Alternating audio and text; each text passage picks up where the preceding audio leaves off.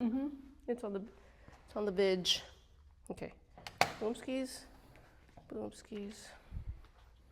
Todo indicaba que yo nunca iba a poder lograr, llegar, ganar. Cuando empezaba en esta ruta desde el ayer, le encanta hablar al que dejó de soñar. Todo indicaba que yo nunca iba a poder lograr, llegar, ganar. What's up, guys? As always, Joe Vargas to my left, Maggie Magdian Duarte. We got a lot to talk about today. There is a lot to cover. First, let me start by giving a shout out to LBC 44 for the amateur fights this weekend. Michael, great performance. Chewy, we're proud of you, great performance. Johnny, great performance. And Dre, great performance, guys. We're proud of all four of you guys. And all the other guys that competed from other gyms. Thank you guys for coming to our show and put on a great event at the Gladiators at the arena. Yeah, that was a great event. I had fun. It's different when it's like your function, you know, you're like making sure everything's cool. Squared away. Yeah, you put the chairs away. Like I have all these bruises right there. I don't know if you can see them. I was like, what is this? I'm like, the chairs. I forgot. Chairs, punch back. Chairs. 60 tack. What do we got today, Mag? Okay, so we're going to kick it right off. All right. You want to go down the line, or is there something that you want? I don't care. Whatever you want. Let's give it to me. Okay. Let's talk about, and you mentioned something about this, Lamont Roach against Camarón Zepeda.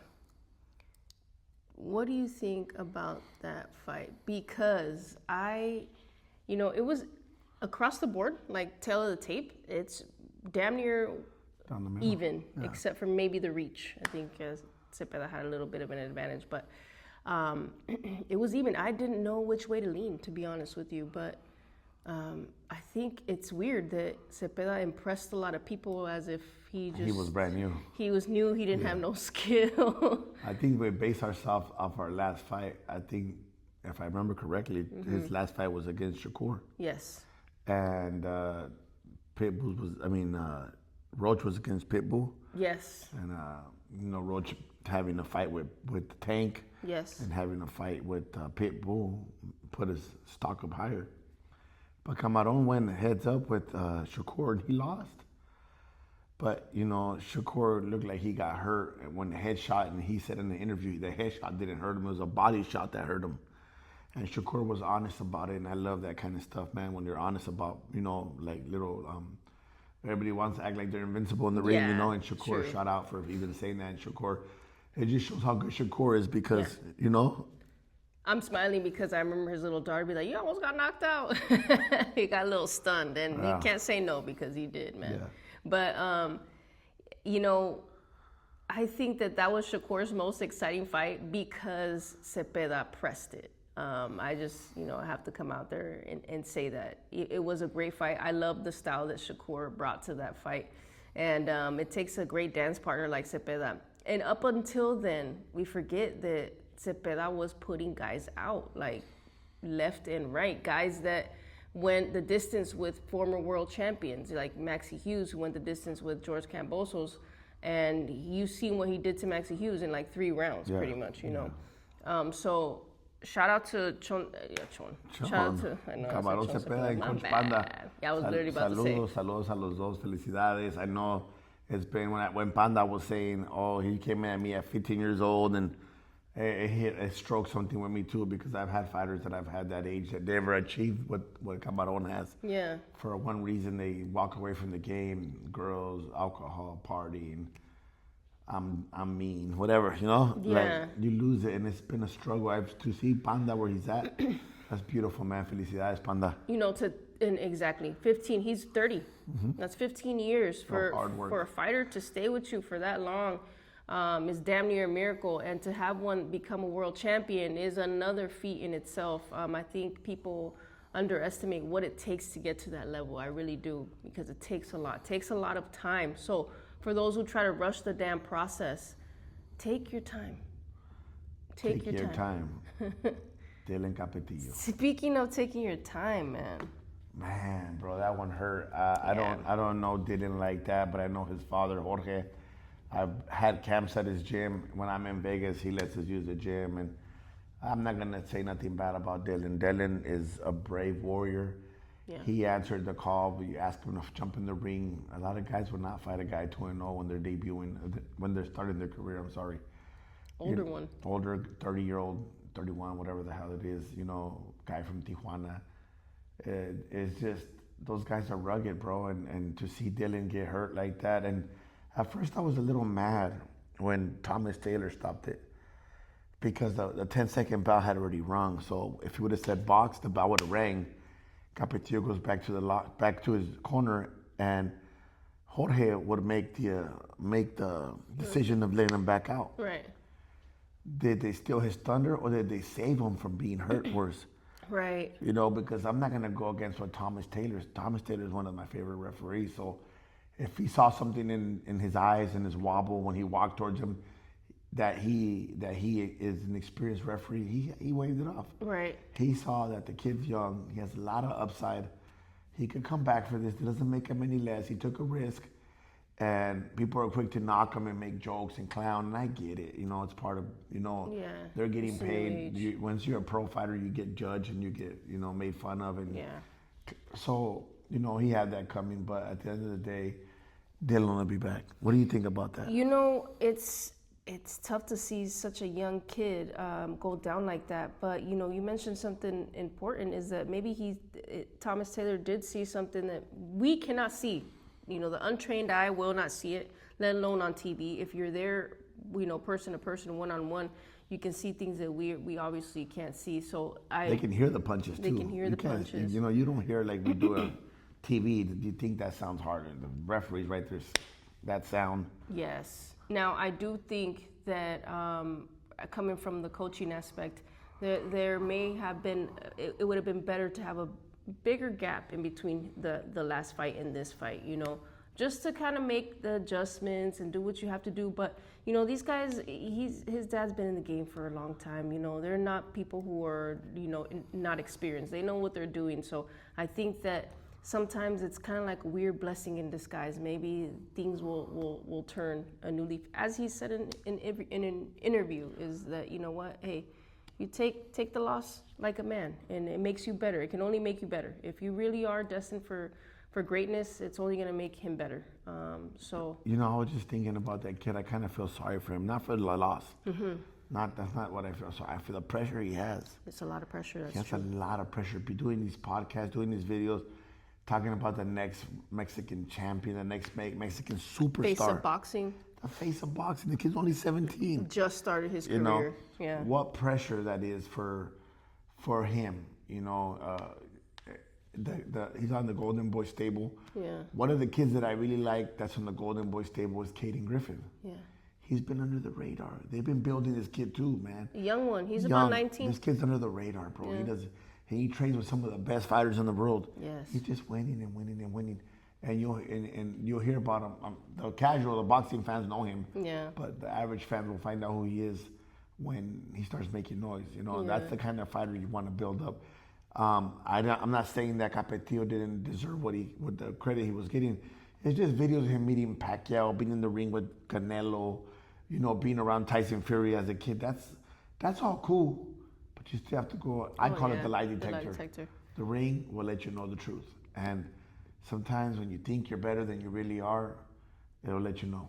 And what do you think about obviously the strength, right, between a 31-year-old man? A lot of people are bringing this up, and a 17-year-old kid is different. Can he hand it? Yeah, but he's a young kid, man. He doesn't have, does he have respectable pop? I think he does, I think he does, but not compared to a grown man who's already pretty much, he's not he's not gonna grow anymore, he's hit his peak.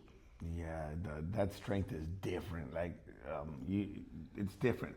Wrestling somebody and punching is different. The strength. Yes. You can feel what I hold pass for guys that are 50. Yeah. And they hit hard. That bone density, that strength, That's true. I'm not trying to switch the subject, but it reminded me like of Emiliano Vargas. Yes. Emiliano Vargas is being brought up right. Yes. Not that much pressure. Mm-hmm. Abdullah Mason is a few kid that can take on those kind of challenges. Yeah, absolutely, because Abdullah's special, man. Yeah. He can take those shots. He could take those fights. I'm sorry. So I just hope that the whole Capetillo bounce back, take your time, mijo, and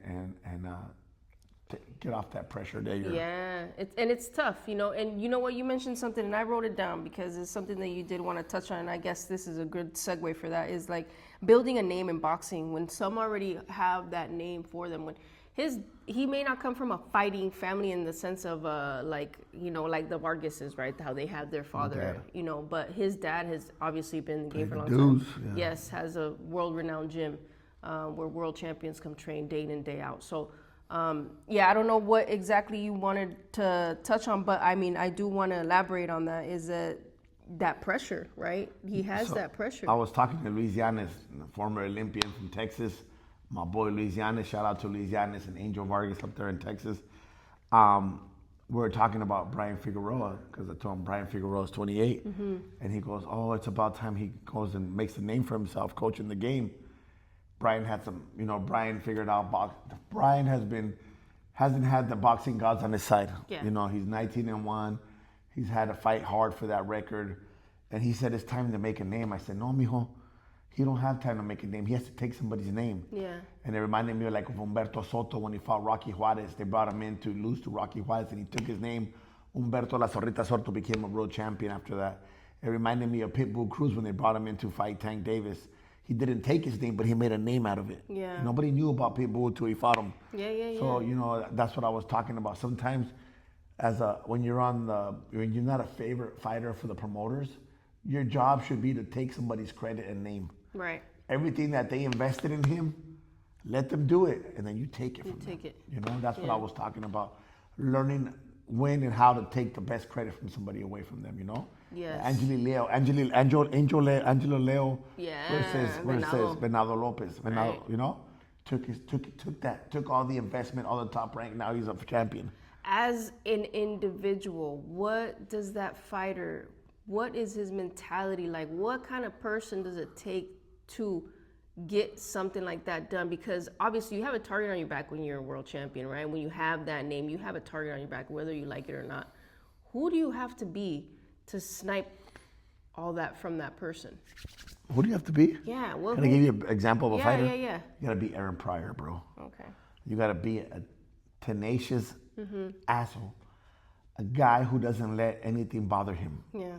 A guy who knows that everything is stacked up against him. Yeah. In the art of war, you gotta know who your enemy is and who's the favorite and what you gotta do. Right. So you gotta go out there and just take that from them. You gotta be a taker. To me, I think it's something that I've come to realize on my short time in this game is that you really have to know who you are. You have to know yourself. You have to know exactly who you are.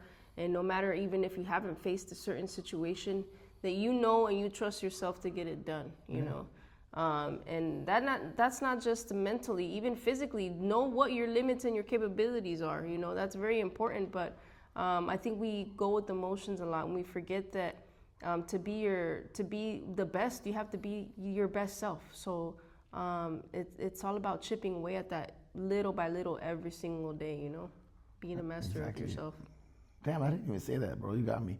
What? To be tenacious, but knowing yourself in battle is probably more important than knowing your enemy. Yeah. No, all of that. All that. we teach each other. Yeah. Like sometimes in the corner we're like arguing, not arguing, we're giving each other opinions. And I'm like, yeah, you're right. I think you're trying to knock him out. So I guess, just to go back to Zepeda, what do you think him? He's new champ at 135. There is a plethora of great matchups. One that I would love to see that I don't know if it'll happen now. I think Pitbull has to do great his next fight, but I'd love to see Pitbull against Zepeda. I think that's exciting at 135. Why not? Obviously, unification with the next guy we're going to talk about. Hold on. Pitbull will be in San Diego. He will. He'll be with Eddie Reynoso from what I heard. They're going to be campers there. Yeah. So it's going to be good to see him work, know, and I get to get some other guys getting there to go to work. Yeah. Pitbull and Camarón would be an epic fight to me. I don't know. I don't see it going past 5 or 7 rounds. That's I don't know who would win. Man, Camarón's more accurate, Yeah. like more precise. Pitbull just winded, but you got to have the gas. If anybody has the gas, it's gonna be Camarón. Camarón is a more well-rounded fighter, in my opinion, as it stands right now. That doesn't mean that can't change, right? Pitbull's more famous because he's fought the war he had with all the guys he's fought. But I'm thinking, what fighter has put on the pressure of a pit bull on Camarón Zepeda? Nobody. So I think that'd be great. That'd be exciting. Who wins, a pit bull or a shrimp? That's true. Oh my God.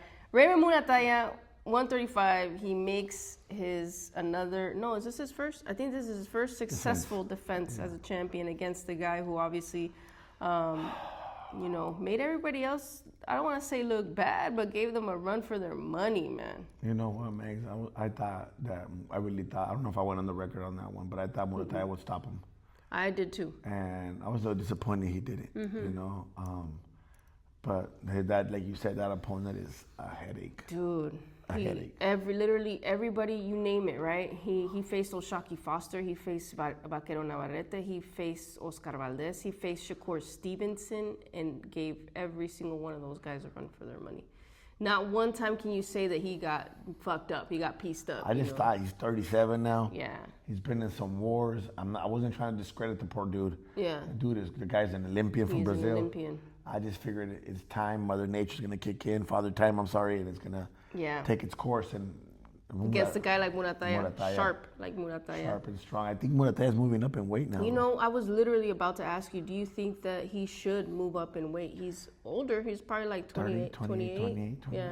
So the Muratalla that I see in the gym isn't cutting weight. He's fucking strong. He's strong. He's sharp. So is that 135 hurting him? Yeah. I think that I think that it is time to move up to 140. We've seen him spar numerous times in person, and when he's carrying that weight, normal weight that he walks around at, he's strong. Yeah. And he's he's a commanding person in the ring. All our guys are sweating not to spar him, Yeah. You're playing tag. But maybe the weight cut, he doesn't hydrate fast enough. I don't know. Yeah. Possibly. You never know. It could be a little draining for him to be at that weight. Maybe he'll be like Devin Haney at 147. He's better. Even better. I really do think it's time to move up to 140. There's a lot of great fights there too. And catch up to the 140. Right now, everybody's making noise at 147. Shout out to Muratalla and his father and everybody out there at the Team Garcia Training Center. For sure, man. So I'm excited to see what his next move will be in the game. But I know he's the only one that ever calls out Shakur. Nobody ever calls Shakur out, but he does. He does. And then the other one is Rayo Valenzuela. He's the one calling out Oh, Shakur. he just recently started calling him out. Yeah, now that he's with Sufa. Now they're in the same company. They're in the same company. Let's make it happen. Face each other cut. I think there's too much going back and forth. Shakur just needs to fight somebody at this point, man. I think I don't even remember, what was it, Teofimo was his last fight? Yeah. That was a while ago. That was in the beginning of the year, I think. So, yeah, let's get to moving on that. And I guess the next thing to talk about is the biggest news right now. Keyshawn Davis ducking Devin Haney. What Before we start on that, that's Maggie's one of her favorite fighters. He is, Keyshawn. And he's not that far off being one of my favorite fighters, too. I like him because he's a dog and he knows how to finish a fight. Mm-hmm. Now, on that note, when you call somebody out, I don't know how many times he's called them out. There's so many videos out there you can look up. Yeah. He should have specified how much money he wanted. Yeah. Because the answer got responded. He's like, you are facing him. Yeah. And now he doesn't want that money. Now he doesn't want that money. And also, you got to think about who you're doing that with. Devin Haney took a huge cut, if I'm not mistaken, to who did he fight? I think it wasn't Lomachenko. He fought somebody. I can't remember exactly who it was, but I think it was Cambosos. He took a cut and then went to Australia and fought him over there. So you're doing that against the wrong guy, a guy who literally he has done it himself. He has done it himself. He knew exactly how to play the cards that he had. Man, we heard earlier that his biggest payday was $1 million, and if you get anything over $1 million, even if it's 1.5, man, and an opportunity, it's not just it's the opportunity. You gotta think that it's like it's all a rung on the ladder. I think it's the money, is the Devin Haney jab, bro. Yeah, it could be. You know, it's that jab they're scared of, man. You know. Do you really think that he ducked him, or what do you think? We're talking about him. He's relevant right now, so I don't know what the point of ducking. I mean, yeah, he's ducking him. You call somebody out long enough, and then they offer you the fight, and they offer you triple what you ever made, at more than double, and you turn it down. Okay, and you know, sometimes I think there's a lot of behind the scenes things that maybe we're not getting the. I think you can guarantee that we're not getting the full story on what's going on. Do you think that there's something in there that possibly is drawing him back? Like, I don't know, it could be. I don't think it's the weight. They're both kind of up there. There's got to be something, right? I'm not defending Keyshawn at all, you know. Sure. But I think that later on it'll be revealed a little bit more. But right now, it's obviously not a good look. I honestly think Devin Haney's bigger than him. They really analyzed the fight. When he was calling Devin out, he wasn't 147. And, you know, and Devin is a big boy. You could just see the shoulders, the strength. He's getting stronger. Dropping Brian Norman was huge. That is huge. So you're like, what? Yeah. No, maybe I'm gonna retreat this statement. Yeah. I did find it weird that Shakur. The reason I even bring that up is because Shakur right away was like, "Yo, what's up? You ain't gonna get that done. Let's get it done over here." You know. So what really is going on? We don't even really know what's going on. Who's Shakur calling now, Devin? Devin, yeah. After at a cut weight or 147? I don't think he'll fight him at 147. You know what? Shakur is small. Yeah. Shakur is small. Yeah. For Devin Haney right now. Devin Haney's big, dude. He's a big kid, man. So he's been big. He's just, you know, cutting a lot of weight. And, you know, all of a sudden I become a Devin Haney fan. Not because of that, because he fights anybody. Yeah, he does. He does. And they call him a weight bully, but right now, I mean, he's fought some big people. I mean, Brian Norman, I didn't see that. I didn't see that coming. I didn't even pick him to win. Yeah, that's what I'm saying. I didn't see that fight. I didn't see him dropping him. I didn't see any of that, you know. He's fought some good people. So he's been smart. Linares, you know, Loma. He's fought. Right. You can say he lost to Loma, which I thought he did, but he still faced him. Yeah, that's true. He's taking those risks. You know, I was thinking, because this conversation is completely different from what I thought it was going to be, you know, a week ago, because I thought, hey, we're going to start breaking down this fight. But, and if that were to have been the conversation, I would have kind of leaned a little bit towards Devin, because, you know, they're pretty even across the board. Keyshawn has a lot of experience, and so does Devin. But one thing that separates them, I think, is the discipline. And I think that Devin Haney is way more disciplined than Keyshawn, in my opinion. I think the discipline and the experience of fighters they fought. Experience and the platform. He's headlined many fights. So, yeah, I think that the discipline, the experience would, maybe you're right, maybe that is something and they the weight. took into account. And the weight. And the weight. Because Devin walks around heavy. He does walk around heavy, probably about $180 right now. I wouldn't doubt it. So yeah, I guess we'll find out. I think that story's gonna develop a little bit more. I don't think it ends there. Don't call nobody out unless you want this. Yeah, no, don't. When you call them out, put the number on top of them. Yeah, exactly. So we'll see. We'll see what happens next with that. And aside from that, I guess that's it. The only thing that I wanted to touch on, that I wrote down here, this morning, Top Rank released some old training footage of Tommy Hearns. It was like 15 minutes long, and I watched it while I was on the treadmill. And I'm watching him work, and obviously he's with Emmanuel Stewart, and he's on the heavy bag, and he's just working the jab and the 1-2, the jab and it's like a laser fucking jab that's just slicing. Almost, it looks like he wants to slice through the bag, and then it goes straight into sparring. And in sparring, that's Same all thing. he's doing. Yeah, jab 1-2. Jab 1-2, jab 1-2, and man, he went in with 2 different training partners, and not one time was he trying to load up on anything. Was he losing his head and going like? Looking at him now, I would assume that he lost himself in the gym, you know, from all the wars in the gym, possibly. The Kronk Wars. Yeah, but watching that specific training footage, I was like, wow, this is not at all what I thought that it would look like. I thought he would be trading like hard shots back and forth.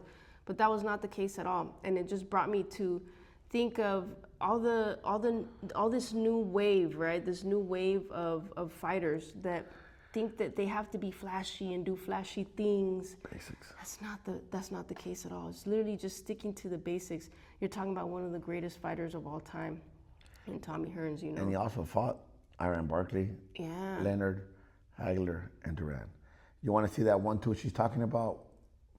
Put on YouTube Duran versus Tommy. Yeah. And you'll see the most beautiful 1-2. Yeah. Duran even said he didn't see it.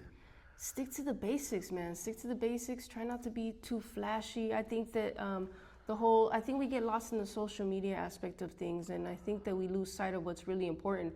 I have seen a lot of people come in, and I'm not going to drop any names or nothing like that, but some people who have been boxing for a long time don't even have the fundamentals down.